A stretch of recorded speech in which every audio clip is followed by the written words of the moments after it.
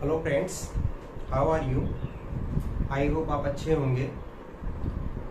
आज जो हम लोग पढ़ने वाले हैं वो क्वाड्रेटिक इक्वेशन सॉल्व करने का जो थर्ड मेथड है, सेकंड मेथड है, आज हम उसके बारे में पढ़ेंगे।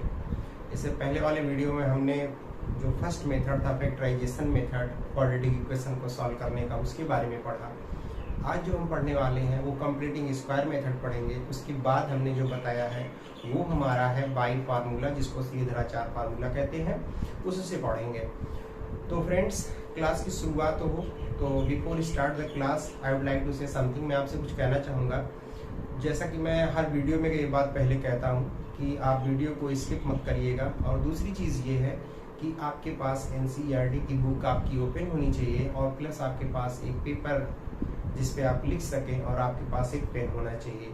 तो दो तीन चीज़ें आपके लिए हैं, क्योंकि मैं यहाँ क्वेश्चन लिखता नहीं, मैं क्वेश्चन से पढ़ देता हूँ और उसका सलूशन करता हूँ और बुक आपके पास होनी चाहिए।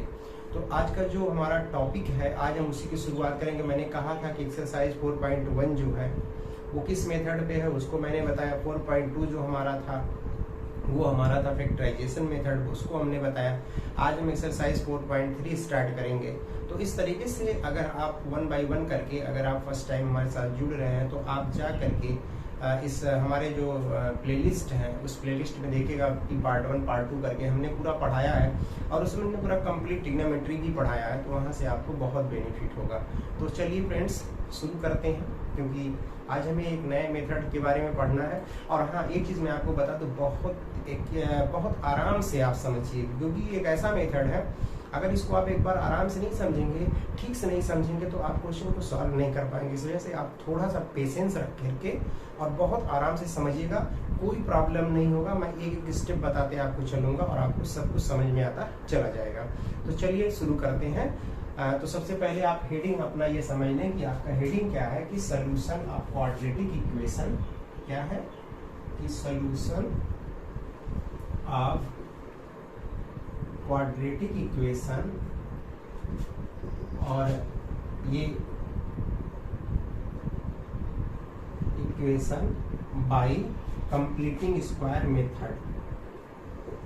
चाहे आप पूरा लिख दीजिए या आप कंप्लीटिंग स्क्वायर मेथड, या आप कंप्लीटिंग स्क्वायर ही कर दीजिए, बात एक ही है उसमें। कि आज हम सोल्यूशन आपको बताएंगे क्वाड्रेटिक इक्वेशन को सॉल्व करने का सोल्यूशन कंप्लीटिंग स्क्वायर मेथड से बताएंगे। इससे पहले वाले वीडियो में हमने बताया था क्या चीज़, कि कैसे आप फैक्टराइजेशन से सॉल्व करते हैं। फैक्टराइजेशन आप पढ़े हैं, लेकिन ये जो कंप्लीटिंग स्क्वायर है ये आप अभी आपके लिए एकदम नया होगा, एकदम न्यू है। तो इसको बहुत ध्यान से आप समझिएगा। तो हम एक्सरसाइज जो 4.3 है आपका, एक्सरसाइज 4.3, उसका एक क्वेश्चन लेंगे और उसी से हम आपको पूरा बताएंगे और आप बहुत ध्यान से समझिएगा। एक चीज मैं आपको और बता देता हूँ कि अभी मैं क्वेश्चन रीड करूंगा कि पहला क्वेश्चन क्या कह रहा है, उसके बाद मैं इसमें एक क्वेश्चन लूंगा, उसको सॉल्व करूंगा कि उसका सोल्यूशन कैसे आप निकालते हैं। कौन से मेथड से? कंप्लीटिंग स्क्वायर मेथड से। बात समझ रहे हैं? मैंने 3 मेथड बताया है कि क्वाड्रेटिक इक्वेशन को सॉल्व करने का 3 मेथड बताया है। पहला क्या? पहला बताया था कि फैक्टराइजेशन मेथड। दूसरा हमने क्या बताया है? दूसरा हमने ये बताया कि कंप्लीटिंग स्क्वायर मेथड, जिसको आज डिस्कशन करना है। और उसके बाद हमने बताया था कि सीधाचार फार्मूला एक होता है, उस पर आपको करना है। और तीनों से आप सॉल्व करेंगे, कोई भी क्वाड्रेटिक इक्वेशन लेकर के तीनों से सोल्यूशन जो आता है, मतलब रूट्स जो आते हैं, सब आपस में इक्वल आते हैं। तो चलिए इसकी शुरुआत करते हैं।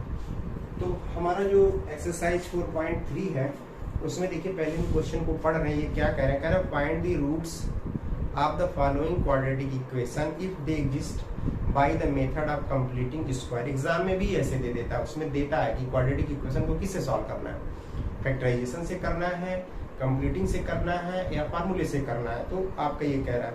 तो पहला क्वेश्चन, हम इसमें एक चीज और ध्यान दीजिएगा, कह रहा है इफ दे एग्जिस्ट, अगर वो एग्जिस्ट कर रहा है तो। इस बात को ध्यान से समझिएगा। अभी मैं इसको बताता हूँ कि कब वो एग्जिस्ट करेगा।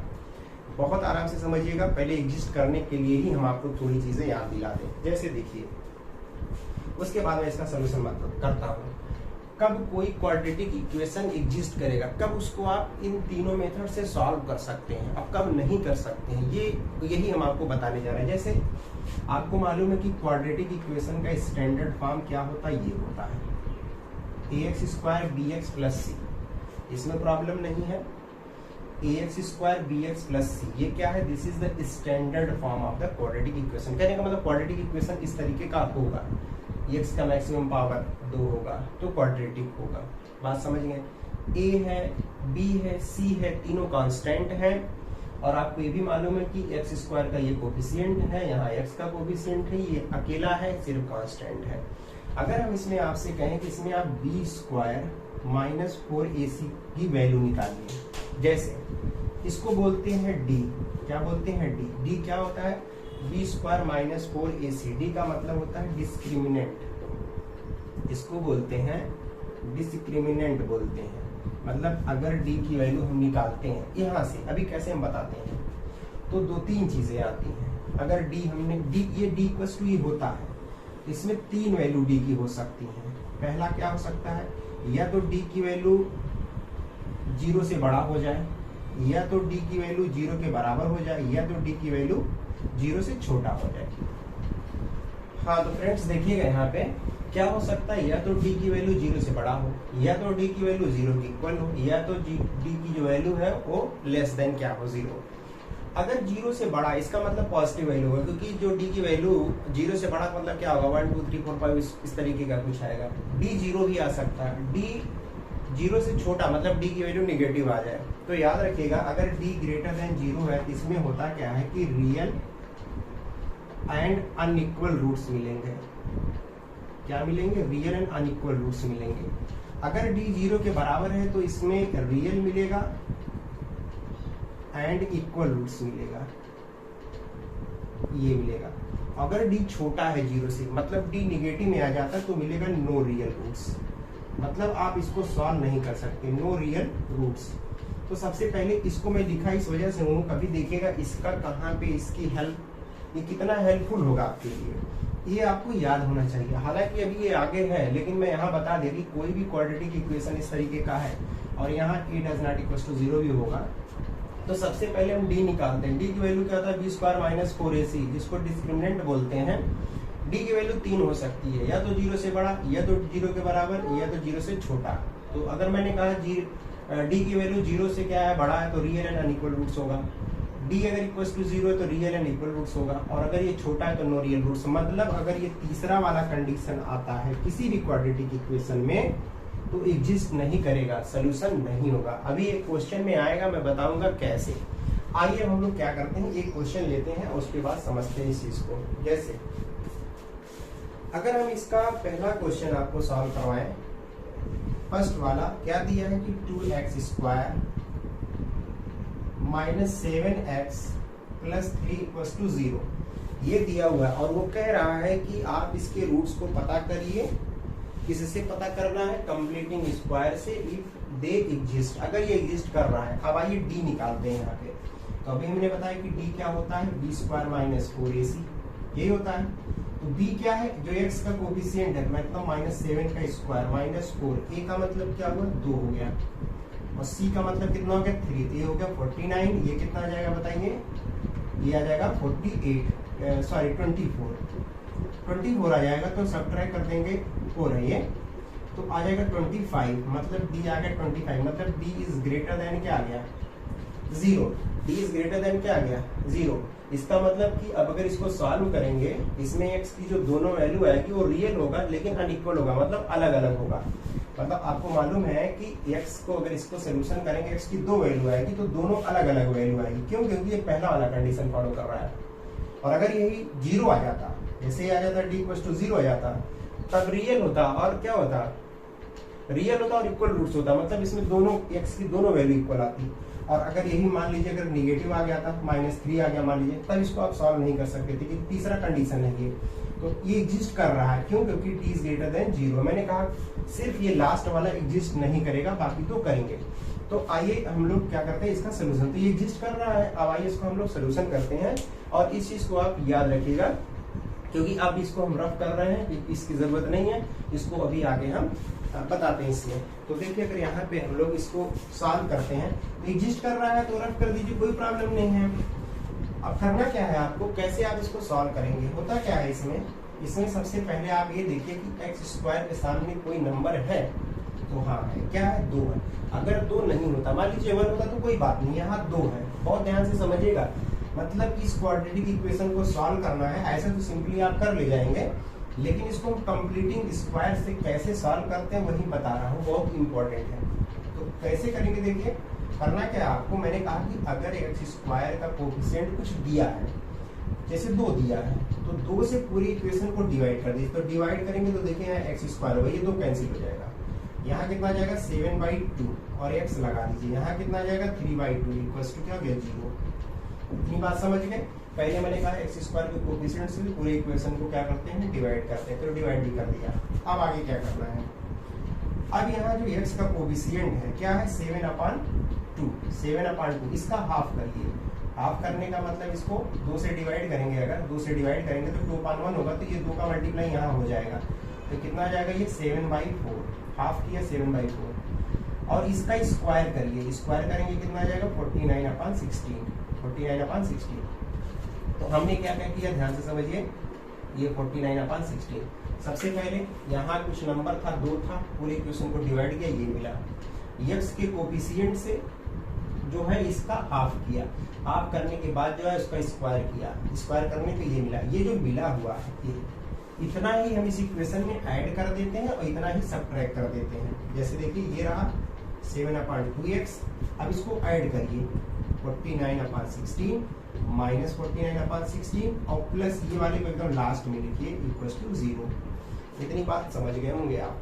अब थोड़ा सा आप ध्यान से समझिएगा, यहाँ से लेके यहाँ तक अगर हम बोले, यहाँ से लेके यहाँ तक, तो ये x माइनस ये आपका 7/4 आप होल स्क्वायर है। कैसे, अभी हम बताते हैं इसको। देखिए इसको कैसे, थोड़ा इसको आप अलग से समझ लीजिए, इसको आप यहाँ समझिए कैसे। ये दिया है x square minus 7/2x plus 49/16। इसमें आपको बहुत सिंपली क्या करना है कि जैसे एक्स स्क्वायर दिया है, इसको आप कितना लिख सकते हैं, इसको आप लिख सकते हैं 2 × 7/4 और यहाँ x कर दीजिए, यहाँ प्लस लगा के इसको 7/4 का क्या कर दीजिए, स्क्वायर कर दीजिए। तो देख रहे हैं a square plus b square minus 2ab, ये तो बन रहा है, ये b का काम कर रहा है, ये a का काम कर रहा है। देखिए a square plus b square minus 2ab, तो किसका फार्मूला बने, a माइनस b आप होल स्क्वायर वही लिख दिया। तो आप समझ गए, यहाँ से इसको कर सकते हैं। बाकी को क्या करिए, उधर ट्रांसपोज कर दीजिए, तो उधर करेंगे तो ये आपका ये हो जाएगा और प्लस नहीं बल्कि माइनस हो जाएगा कितना 3/2, क्योंकि 0 उधर इक्वल उधर ट्रांसपोज किया तो आपको ये मिल गया। अब अगली लाइन देखिए क्या मिलेगा, इसको लिख दीजिए x 7/4 आप होल स्क्वायर, एलसीएम लेंगे 16 आ जाएगा, यहाँ कितना आ जाएगा 49, 8 आ जाएगा 20, ये अपने यहाँ पे एलसीएम ले लिया। अब थोड़ा सा एक लाइन हम लोग और लिखते हैं, आप ध्यान से समझिएगा, x माइनस 7/4 आप होल स्क्वायर रहने दीजिए, ये आ जाएगा 25/16। अगर यहाँ से पूछें कि x माइनस 7/4 आप होल स्क्वायर क्या होगा, तो ये अंडर रूट हो जाएगा, अंडर रूट कितना 25/16, ये अगर हटाते हैं, क्योंकि आपको मालूम स्क्वायर है, स्क्वायर हटेगा तो ये अंडर रूट में आ जाएगा। और एक चीज़ आपको और पता होगा कि जो अंडर रूट में वैल्यू होता है वो प्लस माइनस दोनों होता है, ये कितना आ जाएगा 5/4, क्योंकि आपको मालूम है अगर कहीं लिखा है कि अंडर रूट 4, इसका मतलब इसकी वैल्यू प्लस माइनस 2 दोनों होती है।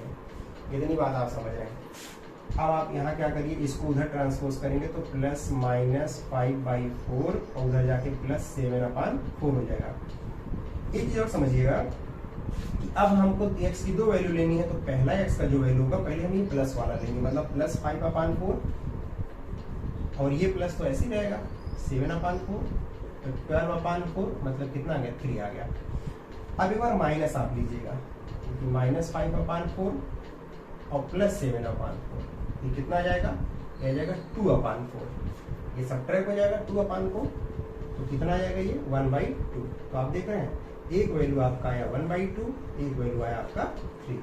तो मेरे ख्याल से आप ये बात को समझ गए। ये पूरा था आपका कंप्लीटिंग स्क्वायर मेथड से मैंने पहला क्वेश्चन आपको यहाँ पे बताया। तो आपने देखा ये पूरा कंप्लीटिंग स्क्वायर का मेथड था। हो सकता है आपको थोड़ी सी प्रॉब्लम, लेकिन ये आपको पता होना चाहिए। अगर ये नहीं पता है तो आप इसमें आपको प्रॉब्लम हुई। इसी वजह से हमने यहाँ चेक कर लिया, क्योंकि क्वेश्चन में कह रहा था कि find the roots of the quadratic equation by completing square method if they exist. अगर वो एग्जिस्ट कर रहा है तो एग्जिस्ट कब करेगा, मैंने बताया इस दो कंडीशन में एग्जिस्ट करेगा। मतलब अगर ये दो कंडीशन आता है, या तो डी की वैल्यू 0 से बड़ा हो या तो डी के इक्वल 0 की इक्वल हो, तभी होगा। अगर आप सॉल्व करते हैं किसी इक्वेशन में डी की वैल्यू मान लीजिए 0 से छोटी आ जाती है, तो उसको हम सॉल्व नहीं कर सकते किसी भी मेथड से। हमने 3 मेथड पढ़ा है, चाहे वो आपका फैक्टराइजेशन हो, चाहे वो आपका कंप्लीटिंग स्क्वायर हो, चाहे वो बाई फार्मूला, किसी भी मेथड से वो नहीं हो पाएगा। तो चलिए एक क्वेश्चन हम और बताते हैं आपको, तो थोड़ा सा आपका और क्लियर हो जाएगा, क्योंकि ये एक ही क्वेश्चन ये नहीं हो पाएगा। एक बार और आप देखिए कि कैसे हम कंप्लीटिंग स्क्वायर से इसको क्या करते हैं, सॉल्व करते हैं। तो इसको मेरे ख्याल से रफ कर देना चाहिए, इसकी जरूरत नहीं है। ये मैं नहीं रफ कर रहा हूँ, यहाँ से मैं आपको बताऊंगा कि कैसे आपको चेक करना है कि कब कोई क्वाड्रेटिक इक्वेशन एग्जिस्ट कर रहा है, कब नहीं कर रहा है। 3-4 क्वेश्चन मैं आपको बताता हूँ जिससे आपको एकदम याद हो जाए। जैसे देखिए सेकंड क्वेश्चन क्या कह रहा है, सेकंड में कह रहा है कि 2x square plus x minus 4। पहले तो आप ये करिए कि इसको चेक कर लीजिए कि ये एग्जिस्ट कर रहा है कि नहीं कर रहा है। मतलब आप इसको, अगर ये एग्जिस्ट करेगा तभी आप क्या करेंगे, इसको कंप्लीटिंग स्क्वायर से कर पाएंगे, अदरवाइज नहीं। तो आइए देखते हैं, चेक करते हैं।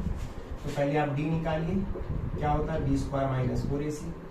b की वैल्यू कितनी है आप बताइए, 1 आप होल स्क्वायर माइनस 4 का मतलब a का मतलब कितना हो गया 2, और c का मतलब कितना हो गया माइनस 4। ये 1 हो गया, ये बताइए कितना हो जाएगा, माइनस माइनस इसको प्लस कर देगा, तो ये हो जाएगा 8, 4 2 जा 8, और 8 4 जा कितना हो जाएगा 32, कितना आ गया 33 आ गया।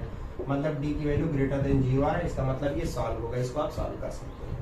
कितना है 30, क्योंकि 4 2 जा 8, 8 4 जा 32, तो 32 क्या है, this is greater than 0। If value of d is greater than 0 then you can solve with the help of completing square method. इसको आप कंप्लीटिंग स्क्वायर मेथड से सॉल्व कर सकते हैं। अगर ये निगेटिव में आता मतलब ये आ जाता, अगर ये सॉल्व किए होते, मान लीजिए अगर यहाँ जैसे माइनस आ गया होता है इसके, ये तो इसका मतलब इसकी वैल्यू 31 हो जाता माइनस में। अब ये नहीं होता, क्यों, क्योंकि d की वैल्यू लेस देन 0 आ गई, हालांकि माइनस तो है नहीं, तो इस वजह से इसको आप सॉल्व कर सकते हैं, क्योंकि ये 33 आ रहा है, तो एग्जिस्ट कर रहा है। पहले आप ऐसे चेक कर लीजिएगा, फिर आप लिखिएगा कि the above equation are exist, so you can solve this quadratic equation with the help of completing square method. आइए कंप्लीटिंग स्क्वायर मेथड लगाते हैं इसमें। अब देखिए कैसे सॉल्व करेंगे कंप्लीटिंग स्क्वायर मेथड से। तो मैंने कहा कि सबसे पहले ये दिया हुआ है, आप क्या करिए कि एक्स स्क्वायर का कुछ कोफिशिएंट दिया है, 1 होता तो कोई बात नहीं थी, 2 दिया है, तो 2 से पूरे इक्वेशन को क्या कर दीजिए, डिवाइड कर दीजिए। जब 2 से डिवाइड करेंगे इसको, तो ये 2 कैंसिल हो जाएगा, यहाँ x बच जाएगा, यहाँ कितना बचेगा 1/2, यहाँ कितना बचेगा 2, ये आ गया। क्या किया, 2 से पूरे को डिवाइड किया। डिवाइड कैसे कर रहे हैं ये बात आप समझ रहे हैं ना, मैं यहाँ थोड़ा सा बता देता हूँ। जैसे 2x स्क्वायर है प्लस x माइनस 4 = 0, जब 2 से डिवाइड करेंगे, इसको भी करेंगे, इसको भी करेंगे, इसको भी करेंगे, इसको भी करेंगे, तो ये देख रहे हैं कैंसिल हो जाएगा, x स्क्वायर आ जाएगा, यहाँ कितना आ जाएगा 1/2x आ गया, ये -2 आ गया, और 0 को डिवाइड करेंगे 0 आएगा, वही लिखा है यहाँ पे, ये मैं बता दिया कैसे आया। डिवाइड करने के बाद जो x का कोफिशिएंट आया कितना है, अलग अलग अभी लिख के बता रहा हूँ, 1/2, इसका जब हाफ करेंगे तो कितना जाएगा 1/4, इसका स्क्वायर कितना हो जाएगा 1/16। पहले कोफिशिएंट, फिर उसका हाफ 1/4 आया, फिर उसका स्क्वायर 1/16 आया। 1/16 को इसमें ऐड कर दीजिए, 1/16 ऐड कर दीजिए और इतना ही सब्ट्रैक्ट कर दीजिए, और -2 = 0। अब आप देख रहे हैं यहाँ से लेके यहाँ तक आप आराम से देख सकते हैं x + 1/4 आप होल स्क्वायर का फार्मूला बन गया। इसको एक्सपेंड करेंगे तो आप यही मिलेगा। अभी मैंने जैसा करके बताया अभी तक, कैसे पता चलता है कि x + 1/4 है। देखिए यहाँ प्लस है, यहाँ प्लस है, इसमें जनरली 2 ही फार्मूला बनता है। एक फार्मूला बनेगा क्या आपका, एक बन जाएगा a + b का होल स्क्वायर, और दूसरा बनेगा a - b का होल स्क्वायर। तो सब जगह प्लस प्लस है, इसका मतलब प्लस वाला बनेगा। यहाँ x है, x रहने दीजिए, इसको 1/4 का होल स्क्वायर लिख सकते हैं, क्योंकि वही b स्क्वायर का काम करेगा। तो a square plus b square ये हो गया। इन दोनों को उधर ट्रांसपोज कर दीजिए, 16 और +2 दोनों जाके प्लस हो जाएगा। तो x + 1/4 आप होल स्क्वायर, ये कितना जाएगा 16, ये 1, ये 32। अगली लाइन अगर हम लिखते हैं तो क्या मिलेगा, x + 1/4 होल स्क्वायर, 33/16 आ गया। अगर यहाँ पे आप स्क्वायर हटाते हैं, देखिएगा x + 1/4 पूछेंगे तो अंडर रूट कितना हो जाएगा 33/16। x plus 1/4 equals to plus minus under root 33/4 हो जाएगा, क्योंकि अंडर रूट 33 की वैल्यू तो डेसिमल में आएगी तो हम इसको अंडर रूट में ही रहने देते हैं, इसको 4 लिख देते हैं। अब अगर हम आपसे पूछें तो वैल्यू क्या होगा, तो प्लस माइनस अंडर रूट 33/4 और यहाँ माइनस 1/4 हो जाएगा। 1/4 को उधर ट्रांसपोज कर दिया। एक बार जब आप प्लस वैल्यू लेंगे, प्लस का मतलब ये लेंगे, तो अंडर रूट 33/4 माइनस 1/4, तो आपको मालूम है क्या आ जाएगा, 4 एलसीएम आ गया, तो अंडर रूट 33 माइनस 1, ये पहला वैल्यू आ गया।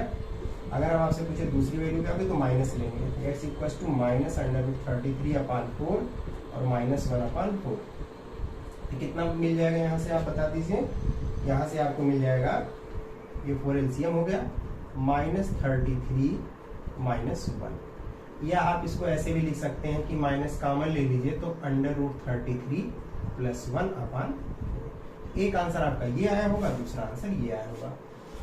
आई होप कि आप इस चीज को समझ गए होंगे कि कब हम कंप्लीटिंग स्क्वायर में इस तरीके से सॉल्व करते हैं। मैंने कहा जब भी कोई क्वाड्रेटिक इक्वेशन एग्जिस्ट कर रहा हो, this means you can say here the value of discriminant, जो डिस्क्रिमिनेंट क्या होता है, b² - 4ac जो होता है, वो d की वैल्यू या तो 0 से बड़ा हो या तो 0 के इक्वल हो।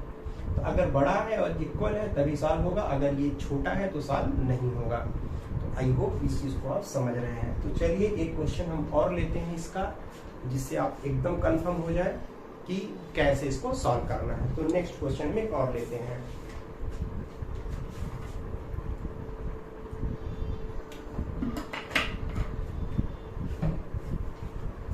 और फ्रेंड्स, अगर आप हमारे साथ फर्स्ट टाइम जुड़ रहे हैं तो आपसे मेरा रिक्वेस्ट है कि आप इस वीडियो को ज़्यादा से ज़्यादा शेयर करें अपने दोस्तों में, जिससे हर किसी को फायदा हो। इसको मैं रफ नहीं करूंगा, क्योंकि मैं इसको इस वजह से नहीं रफ कर रहा हूँ, बार बार आप देखेंगे तो आपको ये लर्न हो जाएगा, आपको याद हो जाएगा।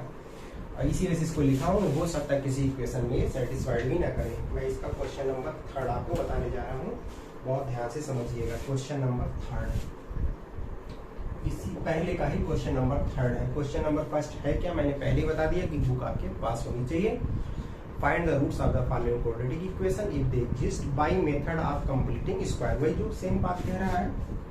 तो क्या दिया है पहले, 4x² plus 4 under root 3x और प्लस 3 इक्वल्स टू 0। आइए पहले हम लोग इसको चेक कर लेते हैं कि ये आपका एग्जिस्ट कर रहा है कि नहीं। इसका मतलब हमको d निकालना है। तो d क्या होता है, b² - 4ac। b क्या है, मैंने कहा जो x का कोफिशिएंट है दैट इज b। तो 4 under root 3 whole square minus 4, a का मतलब कितना हो गया 4 और c का मतलब कितना हो गया 3। तो ये कितना आ जाएगा 48 आ जाएगा, क्योंकि 16 आ जाएगा। 4 4 जा 16 और रूट हट जाएगा। ये बात समझ रहे हैं, क्योंकि यहाँ स्क्वायर लगा है तो रूट जो है हट जाएगा, 3 हो जाएगा और 4 का 16, तो 4 3 जा कितना आएगा 48। ये बताइए ये भी आ जाएगा 48। एक चीज देख रहे हैं आप, ये कितना आ गया जल्दी बता दीजिए, 0। कहने का मतलब ये एग्जिस्ट कर रहा है, क्योंकि d इक्वल्स टू 0 तो रियल एंड इक्वल रूट्स होगा। अब आप इसमें देखिएगा, अभी हम इसको सॉल्व करेंगे तो जो x की दोनों वैल्यू आएगी ना, दोनों इक्वल आएगी। ये इक्वल का वही मतलब है, रियल होगा और इक्वल होगा। कैसे, आइए चेक करते हैं। देखिए अभी कैसे दोनों आपस में इक्वल होंगे, बहुत ध्यान से समझिएगा। इसका लिखने का मेन मकसद मेरा यही था कि आप इस बात को समझ पाए कि कब कोई क्वाड्रेटिक इक्वेशन एग्जिस्ट करता है और कब नहीं करता है। तो चलिए अब फिर वही बात है कि 4 से सबको डिवाइड कर देते हैं। तो डिवाइड करेंगे तो यहाँ x² होगा, यहाँ अंडर रूट 3 हो जाएगा, क्योंकि ये भी 4 कैंसिल हो जाएगा, यहाँ 3 यहाँ x है भाई, और प्लस 3/4 इक्वल्स टू 0। यहाँ बात इतनी समझ में आ गई। अब मैंने कहा जो यहाँ दिया रहता है x के सामने, इसका हाफ करिए, मतलब अंडर रूट 3 दिया है, इसका हाफ करेंगे और ये स्क्वायर कर दीजिए तो 3/4 आ गया, क्योंकि रूट हट जाएगा और 2 का 4 आएगा। अब यही 3/4 इसमें ऐड कर दीजिए, उतना सब्ट्रैक्ट कर दीजिए, कितना हो जाएगा, ये हो गया अंडर रूट 3x हुआ प्लस, अब इतना अगर आप ऐड करेंगे तो 3/4 और माइनस 3/4 प्लस 3/4 ऐसे रहेंगे तो इक्वल्स टू 0। ये वाला ऐसे ही है। इसी के जस्ट बाद हम ऐड और सब्ट्रैक्ट करते हैं। देखिए जितना, क्योंकि अभी दोनों कैंसिल हो जाएगा तो फिर वही ऊपर वाला मिल जाएगा। अगर आप यहाँ रूट 3/4 और माइनस 3/4 कैंसिल कर दीजिए तो फिर ऊपर वाला जो है वही मिल जाएगा। आप देख रहे हैं अगर हम सोल्यूशन करते हैं कितना सिंपल है, तो यहाँ से लेके यहाँ तक देख रहे हैं ये क्या है, ये आपका है x plus √3/2 of whole square का फार्मूला है। ये दोनों कैंसिल हो गया, इक्वल टू बचा क्या 0। इतनी बात आप समझ गए होंगे, इसमें आपको प्रॉब्लम नहीं। अब आप एक चीज ध्यान से समझिएगा, यहाँ से हम पूछें कि आप बताइए कि वैल्यू क्या होगा, तो यहाँ पे x प्लस √3/2 अगर करते हैं तो आपका √0 का मतलब 0 आ जाएगा, x इक्वल टू माइनस √3/2। ये वैल्यू आया x का, और यही सेकेंड वैल्यू भी होगा, क्या होगा √3/2। इतनी बात समझ गए। अगर ये बात नहीं समझ पा रहे तो हम थोड़ा आपको समझा दें कैसे ये दोनों वैल्यू सेम होगा, हो सकता है आपके साथ समस्या हो। देखिए दोनों कैंसिल हो गए तो 0 आ गया था, फिर यहाँ बात आप समझिए क्योंकि रूट ये इसको स्क्वायर हटा है तो अंडर रूट हो जाएगा 0, अंडर रूट 0 ही होगा, तो ये मिला। जैसे कैसे होता मैं बता दूं आपको, पता अगर कहीं x स्क्वायर लिखा तो इसको x इंटू एक्स लिखते हैं कि नहीं लिखते हैं, बिल्कुल लिखते हैं। वैसे अगर हम आपसे यहाँ से पूछें कि x प्लस √3/2 का होल स्क्वायर है, इसका मतलब इसको 2 बार ऐसे लिख सकते हैं, पहले ब्रैकेट में और x प्लस √3/2 दूसरे ब्रैकेट में प्लस 0, तो इसको भी 2 बार लिख दिया। अब हम आपसे कहें इसको जब 0 की इक्वल करेंगे, 0 की इक्वल तो माइनस क्या मिलेगा √3/2, इसको जब आप 0 की इक्वल करेंगे तो क्या मिलेगा माइनस √3/2। बात समझ गए, ये √3 है तो दोनों सेम आया। अब आप बात समझ गए होंगे कि कैसे होगा। तो देख रहे हैं हमने क्या कहा था, अगर d की वैल्यू 0 की इक्वल आ जाती तो रियल एंड इक्वल रूट्स होगा, क्योंकि यहाँ d की वैल्यू क्या मिल गई है 0 मिल गई है, तो इस वजह से आप यहाँ पे इस तरीके से कर सकते हैं। एक क्वेश्चन इसका लास्ट जो बचा है मैं उसको भी बता देता हूँ, इससे आपका एकदम कंफ्यूजन दूर हो जाए। तो चलिए इसको रफ कर देते हैं, और मेरे ख्याल से कंप्लीटिंग स्क्वायर का इतना जो हमने बताया, इतने क्वेश्चन में आप काफी कंफर्म हो गए होंगे कि कैसे हमको सॉल्व करना है कैसे नहीं करना है। तो चलिए नेक्स्ट इसका हम लोग अगला क्वेश्चन देखते हैं क्या दिया है।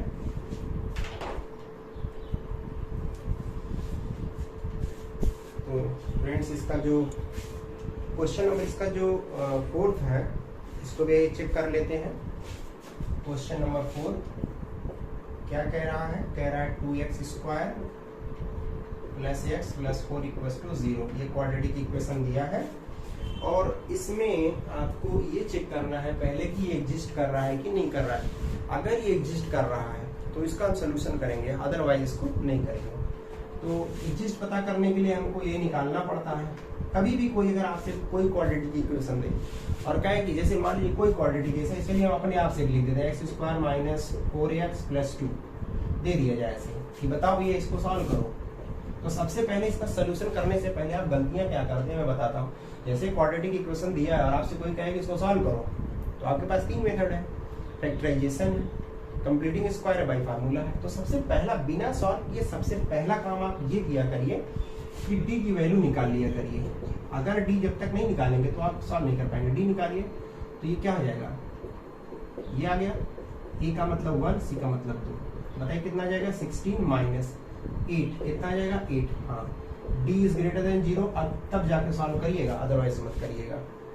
बात समझ रहे हैं, d की वैल्यू 8 आ गया, अभी ये सॉल्व होगा। और याद रखिए जो फैक्टराइजेशन से नहीं होता है, किससे, जो फैक्टराइजेशन मेथड से नहीं होता है उसको तुरंत कंप्लीटिंग स्क्वायर से कर दीजिए या उसको बाई फार्मूला कर दीजिए।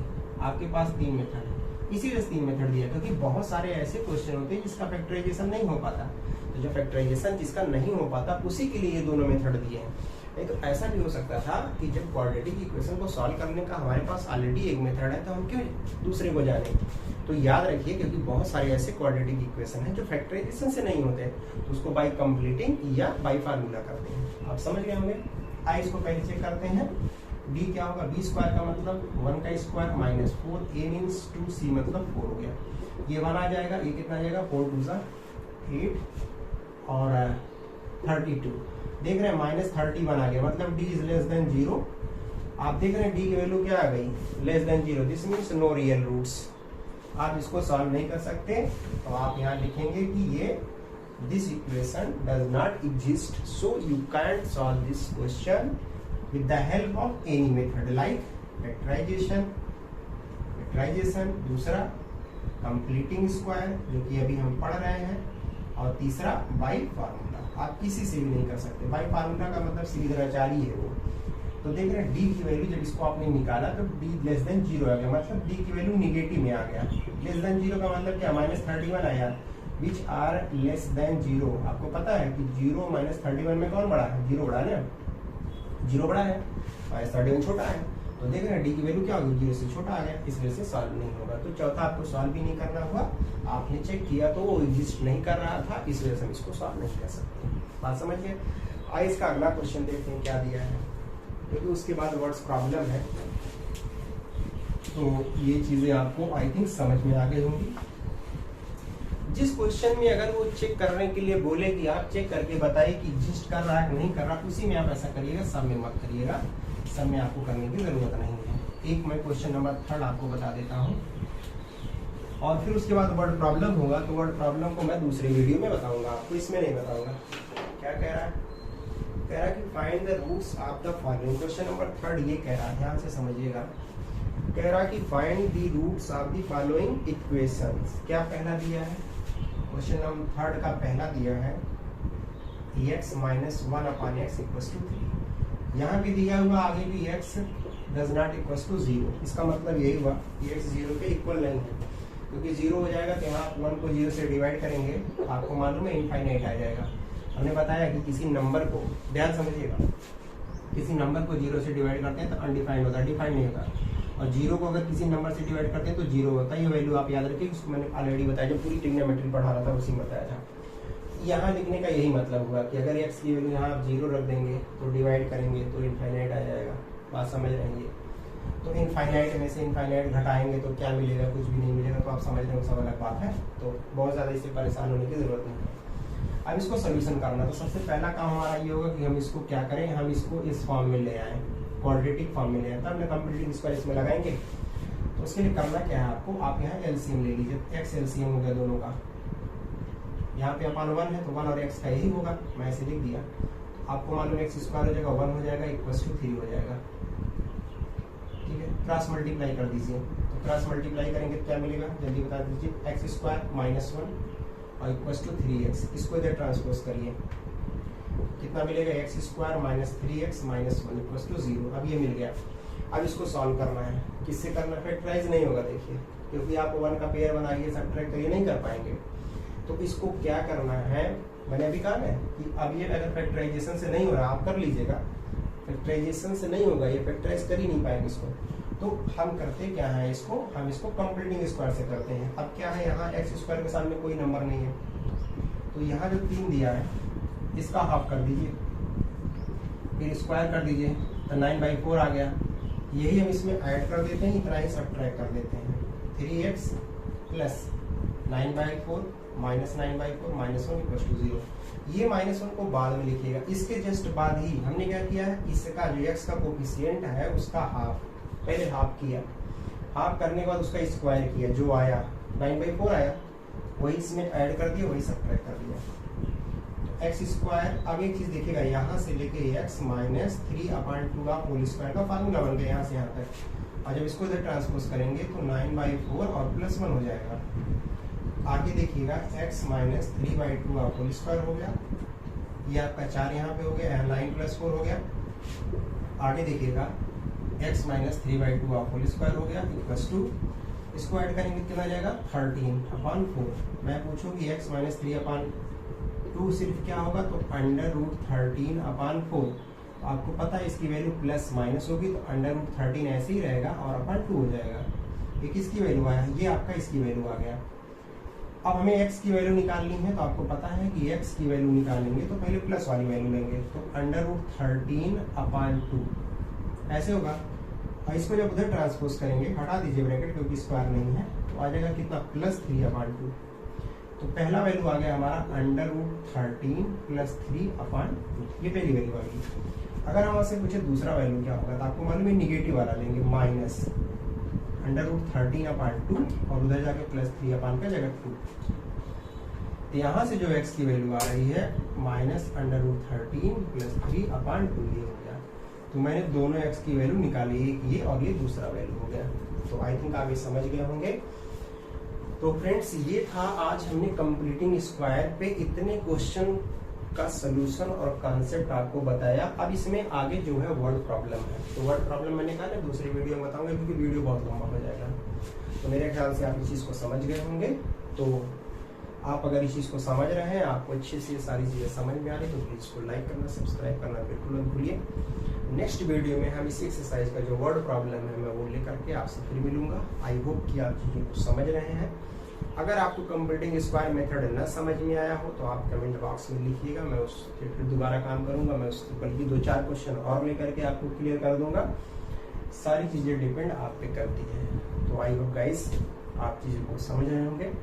तो चलिए नेक्स्ट वीडियो में हम लोग फिर आपसे मिलते हैं एक नए प्रॉब्लम के साथ। वो प्रॉब्लम आपका वर्ड प्रॉब्लम होगा एक्सरसाइज 4.3 का।